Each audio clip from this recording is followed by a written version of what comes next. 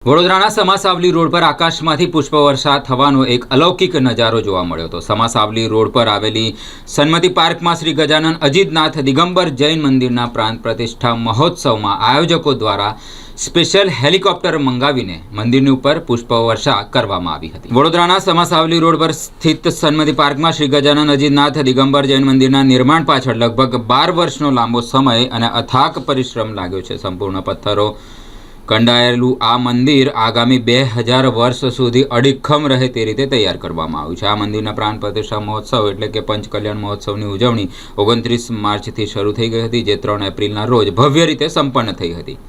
જ્યારે આયોજકોને આધુનિક રીતે પુષ્પવર્ષા કરવા પાછળના વિચાર વિશે પૂછવામાં આવ્યું ત્યારે તેમણે શાસ્ત્રોક્ત મહત્વ સમજાવતા જણાવ્યું કે જૈન ધર્મમાં જ્યારે પણ તીર્થંકર ભગવતોની પ્રતિષ્ઠા કે કલ્યાણ ઉજવાય છે ત્યારે દેવલોકમાંથી દેવતાઓ આકાશમાંથી પુષ્પવર્ષા કરે છે તેવી માન્યતા છે। વર્તમાન સમયમાં જ્યારે આ સાક્ષાત દેવલોક દ્વારા પુષ્પવર્ષા શક્ય નથી ત્યારે શ્રદ્ધાના પ્રતીક રૂપે હેલિકોપ્ટરનો ઉપયોગ કરીને પૌરાણિક પરંપરાને જીવંત કરવાનો આ એક પ્રયાસ હતો।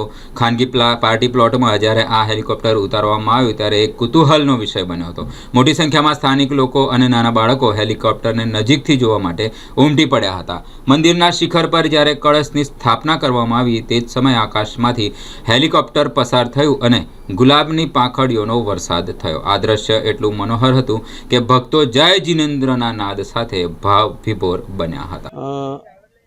2014માં આચાર્ય સુનિલ સાગરજી મહારાજનો સંઘ બરોડામાં પધાર્યો હતો ત્યારે વડોદરાના સમાસાવલી રોડ પર સન્મતિ પાર્કમાં એક જમીન અમે લીધી હતી અને જમીનમાં ભૂમિ શુદ્ધિ થઈ હતી આચાર્ય સુનિલ સાગરજી મહારાજના સાનિધ્યમાં। અને ત્યાં પછી શ્રી ગજાનન અજીતનાથ દિગંબર જૈન મંદિરનું નિર્માણ થયું અને એ નિર્માણ કરતાં અમને 12 વર્ષ લાગ્યા। આખું પથ્થરનું મંદિર બનાવ્યું છે જે લગભગ એની આયુષ્ય 2000 વર્ષ હોય છે। એ મંદિરની હમણાં તારીખ 29 માર્ચથી 3 એપ્રિલ સુધી પંચકલ્યાણ પ્રતિષ્ઠા મહોત્સવ હતો અને આજે બધા ભગવાનની પ્રતિમાઓ બિરાજમાન થઈ અને ત્યાં આગળ શિખર પર કલશ બિરાજમાન થશે, ચડશે અને ત્યાર પછી હેલિકોપ્ટરથી પુષ્પવર્ષા કરવામાં આવશે। આ વિચાર ક્યાંથી આવ્યો હેલિકોપ્ટરથી પુષ્પ? જનરલી શાસ્ત્રો પ્રમાણે જે મંદિર બનતા હોય એના પછી એને પંચકલ્યાણ થતો હોય ત્યારે દેવતા લોકો આકાશથી પુષ્પવૃષ્ટિ કરતા હોય છે।